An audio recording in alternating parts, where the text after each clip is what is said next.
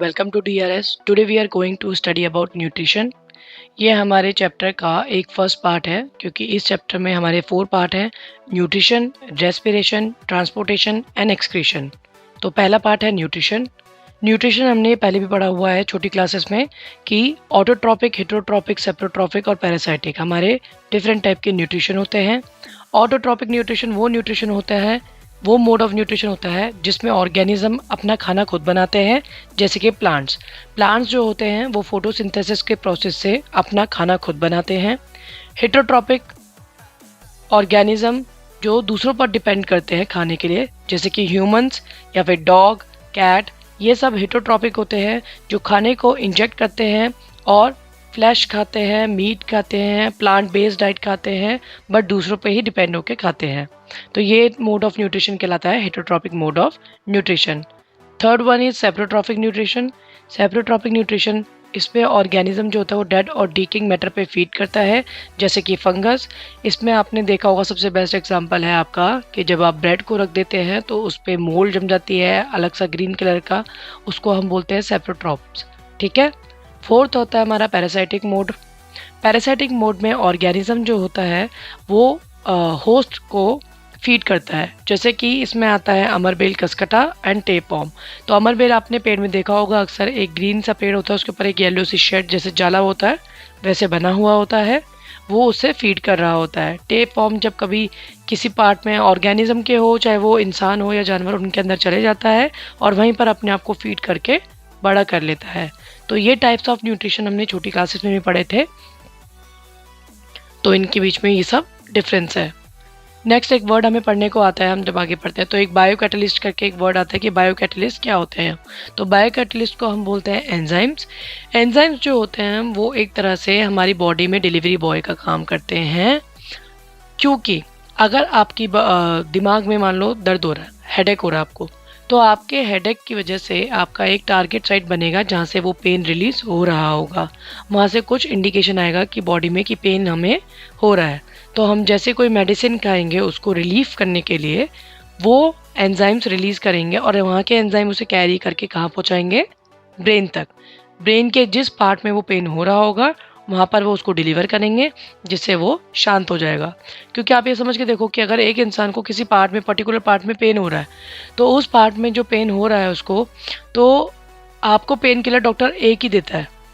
ठीक है। चाहे आपके पैर में दर्द हो या कहीं पर भी दर्द हो और आप वैसा दर्द बता रहे हो जो आउटर है, तो बोलता है कि ये पेन किलर खा लीजिए। तो पेन किलर को कैसे पता कि कहाँ जाना है? तो ये पेन किलर को नहीं पता होता है, उस दवाई को नहीं पता होता है। जो हमारी बॉडी में इंडिकेशन आता है, टारगेट साइट जो वहाँ से इंडिकेशन देता है कि मुझे पेन हो रहा है, तो वहाँ पर एंजाइम जाते हैं उस ड्रग को लेके और डिलीवर कर देते हैं, जिससे वो जगह थोड़ा रिलीफ हो जाती है। ठीक है। तो बेसिकली एंजाइम्स का काम क्या है? चीज़ों को लेना और डिलीवर करना। इसको हम बायोकैटलिस्ट के रूप में देखते हैं। नेक्स्ट टॉपिक में हमारा आता है फोटोसिंथेसिस। क्योंकि यहाँ पर फोटोसिंथेसिस आपका ऑटोट्रॉप वाला पार्ट्स आ गया, तो photosynthesis is the procedure in और it is a phenomena in which plant make food in the presence of chlorophyll and sunlight with the help of the raw material such as CO2 and water. ठीक है। तो CO2 and water as a raw material वहाँ पे present होता है और chlorophyll और sunlight की प्रेजेंस में ये बनता है। नाउ फोटो का मतलब ही लाइट होता है, इसलिए इसको और सिंथेसिस टू मेक, बनाने को बोलते हैं। तो यहाँ पे 3 इवेंट्स होते हैं जो हो रहे होते हैं, जैसे कि लाइट एनर्जी का एब्जॉर्ब होना, H2O मॉलिक्यूल्स का H2 और O2 में टूटना और लाइट एनर्जी का केमिकल एनर्जी में कन्वर्ट होना। ठीक है। अब ये इवेंट्स जो होते हैं ज़रूरी नहीं है हमेशा एक के बाद एक ही हो। इसका बेस्ट एग्जांपल कहाँ आता है? हमारा डेजर्ट प्लांट्स में। जब फोटोसिंथेसिस हो रहा होता है तो ट्रांसपिरेशन भी होता है, जैसे कि पानी की मात्रा जो वाटर वेपर बनकर उड़ जाती है लीव से, उसको हम ट्रांसपिरेशन बोलते हैं। तो जो लीव्स होती हैं उनसे ट्रांसपिरेशन प्रॉपरली होता रहता है और जो वाटर होता है वो उससे ऊपर चले जाता है। अगर डेजर्ट प्लांट मॉर्निंग में अपना फोटोसिंथेसिस करेंगे तो सारा का सारा जितना भी उसमें वाटर है वो इवेपोरेट हो जाएगा। वहाँ वैसे ही पानी की कमी होती है, तो अगर उतना भी इवेपोरेट होने लग जाएगा तो वो प्रॉपरली सर्वाइव नहीं कर पाएंगे। That is why desert plant जो होते हैं वो क्या करते हैं, सनलाइट को मॉर्निंग में कैप्चर कर लेते हैं और रात को वो परफॉर्मेंस देते हैं अपना और अपना खाना बनाते हैं वहाँ पर वो अपना बैठ के। तो ये आपको देखना है कि इसका बेस्ट एग्जांपल है डेजर्ट प्लांट, जैसे कि कैक्टस। तो यहाँ पर आपको 3 इवेंट फोटोसिंथेसिस के अच्छे से रट के याद कर लेने हैं with the equation of the photosynthesis जो आपके बुक में गिवन है। ठीक है, नेक्स्ट आता है आपका स्टोमेटा। स्टोमेटा ये आप ऑलरेडी जानते होंगे, these are the tiny pores present on the leaves. ठीक है, तो प्लांट के लीव्स में स्टोमेटा छोटे छोटे पोर्स होते हैं जो प्रेजेंट होते हैं। इनको गार्ड सेल्स जो होते हैं वो प्रोटेक्शन दे रहे होते हैं। स्टोमेटा का फंक्शन मेनली ये होता है कि वो गैसेस को एक्सचेंज करने में हेल्प करता है विद द डिफ्यूजन प्रोसीजर, और वाटर को भी एक्सचेंज करने में हेल्प करता है। ठीक है, और गार्ड सेल्स जो होते हैं वो ओपनिंग और क्लोजिंग करते हैं। जैसे कि अगर रेनी सीजन है तो ज़्यादा जब पानी भर जाता है लीव्स में तो उसके बाद वो क्लोज कर देते हैं और पानी को वो कंज्यूम नहीं करते हैं। तो उसी के नीचे आपको एक गिवन है एक्टिविटी, जिसमें ये बोलता है कि how will you show the presence of the CO2 that CO2 is necessary for the photosynthesis. तो आप 2 बेल जार लेते हैं, ठीक है, उसमें 2 प्लांट रखते हैं, एक में आप KOH पोटेशियम हाइड्रोक्साइड डालते हैं और एक में नहीं डालते हैं। नाउ KOH इज द, यहाँ पे जो KOH हमने रखा है, इस कंपाउंड का फंक्शन बेसिकली ये है कि ये जो उसमें CO2 बन रहा है उसको एब्जॉर्ब कर लेगा। ठीक है, अगर ये CO2 एब्जॉर्ब कर लेगा तो फोटोसिंथेसिस के लिए CO2 is the raw material. If CO2 is not present there, how will the plant perform photosynthesis. तो इसीलिए KOH जो है यहाँ पर जाएगा तो वो CO2 को एब्जॉर्ब करेगा। तो यहाँ पर पहले वाले केस में जो हमारा ये वाला केस है, फर्स्ट केस, यहाँ पर हमारा फोटोसिंथेसिस नहीं होगा, लेकिन इस वाले में होगा क्योंकि यहाँ पे CO2 एब्जॉर्ब कर लिया है KOH ने। ठीक है, तो ये एक एक्टिविटी है जो शो करती है, कभी कभी, यूजुअली हर टाइम नहीं, लेकिन कभी कभी एक्टिविटी में पूछ लिया जाता है हाउ विल यू परफॉर्म, तो आप ये बता सकते हैं। ठीक है, अब यहाँ तक जितना भी हमने पढ़ा था इट इज़ वेरी बेसिक, ये ऑलरेडी पढ़ा हुआ भी है। अब जो हम पढ़ने वाले हैं वो 10th के हिसाब से है। ठीक है, तो अब आ जाता है हमारा ग्लैंड्स और एंजाइम्स के बारे में। ग्लैंड्स जो होता है, हमारी जो एलिमेंट्री कैनाल होती है, जब हमारा खाना स्टार्ट हो जाता है और हम खाना अपने माउथ में एंटर करवाते हैं, तो जैसे ही हम उसको इंजेस्ट करते हैं फूड अपना, तो वो आपके माउथ में आपके टीथ हैं to grind the food, and आपका टंग है जो फ्लेवर देती है। उसके बाद जैसे अंदर जाता है तो हमारे पास आता है सबसे पहला buccal cavity gland. Buccal cavity हमारे माउथ में प्रेजेंट होता है और ये रिलीज करता है सलाइवा। सलाइवा कौन सा एंजाइम रिलीज करता है बेटा, ये बहुत इंपॉर्टेंट है, कौन सा ग्लैंड कौन सा एंजाइम रिलीज करता है और उसका फंक्शन क्या है ये आपको पता होना चाहिए। तो बकल कैविटी जो है वो रिलीज करता है सलाइवा, जिसको हम थूक बोलते हैं। सलाइवा के अंदर होता है सलाइवरी अमाइलेज। सलाइवरी अमाइलेज का फंक्शन होता है कॉम्प्लेक्स शुगर को, अब आप बोलोगे कॉम्प्लेक्स शुगर क्या अलग से आता है, कुछ कॉम्प्लेक्स शुगर अलग से नहीं आता है। आपने ब्रेड खाई वो भी कॉम्प्लेक्स शुगर में ही आता है, उसके अंदर कॉम्प्लेक्स शुगर होता है, तो उसको सिंपल शुगर में ब्रेक डाउन कर देता है सलाइवरी अमाइलेज। तो सिंपल शुगर में जब वो ब्रेक डाउन कर देता है, और दूसरा ये खाने को थोड़ा चूई करके ईजी कर देता है so that it can pass easily to the oesophagus. तो आपका जो ईसोफेगस होता है जो स्टमक पे जाके बन रखा होता है, तो ईसोफेगस के अंदर जब खाना जा रहा होता है तो एक मूवमेंट चल रही होती है बेसिकली। तो इस मूवमेंट को हम क्या बोलते हैं, पेरिस्टाल्टिक मूवमेंट या फिर पेरिस्टाल्सिस बोलते हैं इसको। वो मूवमेंट जिसकी वजह से खाना, ये रिदमिक मूवमेंट होती है, कॉन्ट्रैक्शन होते रहते हैं अप एंड डाउन, उसको हम बोलते हैं पेरिस्टाल्टिक मूवमेंट। इस मूवमेंट की हेल्प से खाना आपके सबसे पहले जिस ग्लैंड में पहुंचता है वो है स्टमक, राइट। तो पहले बकल कैविटी, देन आपके ईसोफेगस से पास होता it will goes to the stomach.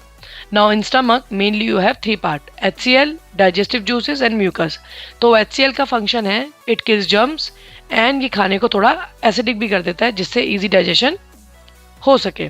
तो जब ये खाने को इजी डाइजेशन के लिए कर देता है तो आपका खाना इजीली डाइजेस्ट उसमें होने लगता है, ताकि आपके स्मॉल इंटेस्टाइन को ज़्यादा पचाने में मेहनत ना करना पड़े।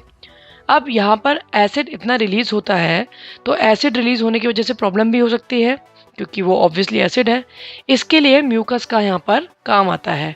म्यूकस जो होता है अपने आप को क्या करता है, स्टमक की इनर लाइनिंग को प्रोटेक्ट करना स्टार्ट कर देता है ताकि उसकी लाइनिंग में प्रॉब्लम ना आए और HCl अपना काम आराम से कर सके। नेक्स्ट डाइजेस्टिव जूस, यहाँ पर हमारा पेप्सिन करके एंजाइम है वो रिलीज होता है। पेप्सिन एंजाइम का काम है प्रोटीन को ब्रेक डाउन करना और पेप्टाइड्स और पेप्टोन्स में कन्वर्ट करना। ऑलराइट, तो स्टमक में ये सारी चीज़ें चल रही होती है। यहाँ पर एक कॉन्सेप्ट भी आता है कि आप जब स्टमक में क्योंकि एसिड होता है और आप खाली पेट कुछ नहीं खा रहे हो तो आपका एसिड ज़्यादा रिलीज होता है जिसकी वजह से आपको एसिडिटी की प्रॉब्लम हो सकती है, या फिर अगर आप ज़्यादा ऑयली खाना खाओगे तब भी आपको एसिडिटी हो सकती है, राइट।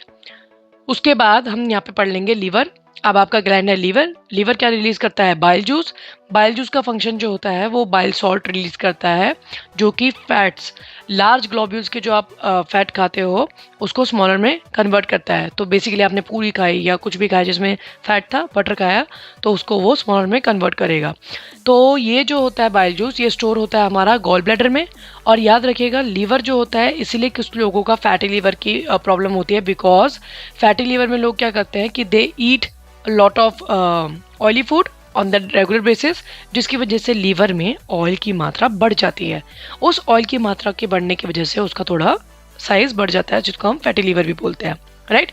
तो हमारा यहाँ पे बाइल जूस क्या करता है, उस जो फैट्स को, जो लार्ज फैट्स होते हैं उनको इमल्सिफाइड करेगा। इमल्सिफिकेशन बोलते हैं इसको। जैसे कि हमारी मम्मी जब कपड़े धोती है तो उसमें जो ग्रीस लगा होता है, जब वो आप डिटर्जेंट से मिलाते हो तो वो इमल्सिफाई हो जाता है और निकल जाता है, ठीक है। नेक्स्ट हमारे पास आता है ग्लैंड पैंक्रियाज। पैंक्रियाज रिलीज करता है इंटेस्टाइनल जूस, ट्रिप्सिन, एंजाइम और लाइपेज। ट्रिप्सिन आपका प्रोटीन डाइजेस्ट करता है, उसको कन्वर्ट करता है पेप्टाइड्स और अमीनो एसिड में। लाइपेज जो होता है वो आपको फैट को डाइजेस्ट करता है और उसे कन्वर्ट करता है फैटी एसिड और ग्लिसरॉल में, ठीक है। अब ये सारा खाना खा जाता है सब, उसके बाद एक स्पिंक्टर मसल होता है। स्पिंक्टर मसल बेसिकली क्या होते हैं, जो चीज़ों को रेगुलेट करके नीचे भेजते हैं, ना कि एकदम से नीचे भेज देते हैं। तो स्मॉल इंटेस्टाइन में, स्टमक से जब खाना स्मॉल इंटेस्टाइन में आ रहा है तो स्पिंक्टर मसल वहाँ पे उसको पहुँचा देता है। इसके अंदर आपने पढ़ा होगा ऑलरेडी, कंटेन्स विली। विली जो होती है वो स्मॉल फिंगर लाइक प्रोजेक्शंस होते हैं, और ये थाउजेंड्स में होते हैं स्मॉल इंटेस्टाइन के अंदर। ये खाने को डाइजेस्ट करते हैं अच्छे से, और करते क्या है, सरफेस एरिया बढ़ा देते हैं फूड के एब्जॉर्प्शन के लिए, ताकि खाना वहाँ पर आराम से लंबे टाइम तक एडजस्ट हो सके। आप खुद ही नोटिस करो, आप खाना खाते हो, आपका पेट भर जाता है, कुछ देर बाद को फिर भूख लग जाती है, या नहीं भी लगती तो आप खाते तो हो ही। तो वो खाना पहले वाला कहाँ गया, क्योंकि इजेक्ट तो हुआ नहीं है, वो तो गया कहाँ, तो वो स्मॉल इंटेस्टाइन में ही होता है, ठीक है। अब हमारी स्मॉल इंटेस्टाइन जो होती है 7.5 मीटर लॉन्ग होती है, जो कि बड़ी है। वैसे ही हर्बीवोर्स की स्मॉल इंटेस्टाइन भी अच्छी खासी बड़ी होती है, ठीक है। तो हर्बीवोर्स की बड़ी इसलिए होती है क्योंकि उन्हें खाने को बहुत लंबे टाइम तक डाइजेस्ट करना होता है, और वो जुगाली भी करते हैं। आपने काउज और बफेलोज को देखा हो तो जुगाली करते हैं। उनके बाहर एक वाइट वाइट सी चीज़ होती है जिसे हम CUD कट बोलते हैं, और वो डाइजेस्ट करते रहते हैं अपने खाने को। बट कार्निवोर्स की जो होती है वो स्मॉल इंटेस्टाइन बहुत छोटी होती है उनकी। क्यों? क्योंकि उन्हें फ्लैश खाना होता है, तो वो फ्लैश खाते हैं और ईजी डाइजेस्ट हो जाए, इसलिए उसकी स्मॉल इंटेस्टाइन होती है। अब ना यहाँ पे आप जज कर सकते हो कि भैया अगर आपकी स्मॉल इंटेस्टाइन बड़ी है, जैसे कि ह्यूमंस की 7.5 मीटर है, if you are eating flesh और ऐसी चीज़ जो आपको डाइजेस्ट नहीं होगी, तो समझ जाओ आपके पेट में जो आपने कोई भी फ्लैश खाया है या मीट खाया है, it will stays up to 3 days, ठीक है, या उसके बाद भी रह सकता है, उससे कम भी, डिपेंड कि आपका मेटाबॉलिज्म कितना फास्ट है, तो उतने दिन भी वो रह सकता है आपकी बॉडी के अंदर, ठीक है। इससे रिलेटेड क्वेश्चन क्या आता है, जैसे कि एक बेयर है, बेयर की सर्जरी हुई है स्मॉल इंटेस्टाइन की, और उसको कट करना पड़ा स्मॉल इंटेस्टाइन को, क्योंकि उसमें कुछ प्रॉब्लम आ गई थी, जिसकी वजह से बेयर का स्मॉल इंटेस्टाइन का साइज छोटा हो गया है। तो आप किस टाइप की डाइट उसे रेकमेंड करेंगे, तो we will recommend him flesh based diet, ताकि मीट बेस्ड डाइट, ताकि वो ईजिली उसको डाइजेस्ट कर ले। लेकिन हर्बीवोर्स की बड़ी होती है स्मॉल इंटेस्टाइन, तो उनको टाइम लगता है, ठीक है। खाना यहाँ पे डाइजेस्ट होने के बाद जाता है लार्ज इंटेस्टाइन में। लार्ज इंटेस्टाइन में सारा अनअब्जॉर्ब फूड जाता है, और वो वहाँ पर और पानी उससे निकाल लेता है, उससे और पानी वो डाइजेस्ट करता रहता है, और बाद में जब सब कुछ बच जाता है और जो सॉलिड बचता है उसको वो स्टोर कर देता है, और आपको वो अर जाने पर आप एनल स्पिंक्टर से अगेन योर पूप इज़ वो रेगुलेटेड मैनर में बाहर निकलती है, ना कि एकदम से। तो अगेन स्पिंक्टर मसल का ही काम होता है। तो आपके एनल होल में भी एक स्पिंक्टर मसल प्रेजेंट होता है विच regulate your faecal movement, right. तो एनल स्पिंक्टर से फिर जो भी वो वेस्ट होता है वो आपकी बॉडी से बाहर चले जाता है, ठीक है। तो इतना ही था न्यूट्रिशन में। इसी सब के बारे में आपने न्यूट्रिशन में पढ़ा हुआ है, और इसमें क्वेश्चंस जो होते हैं इससे रिलेटेड और आ सकते हैं कॉन्सेप्ट, लेकिन इतना ही है, ठीक है। तो ट्राई कीजिएगा इसको गो थ्रू करने का। The more you will read from the book, the more you will get the understanding कि क्या चल रहा है, ठीक है। तो न्यूट्रिशन पार्ट में इतना ही था। नेक्स्ट हम पढ़ेंगे रेस्पिरेशन। Thank you.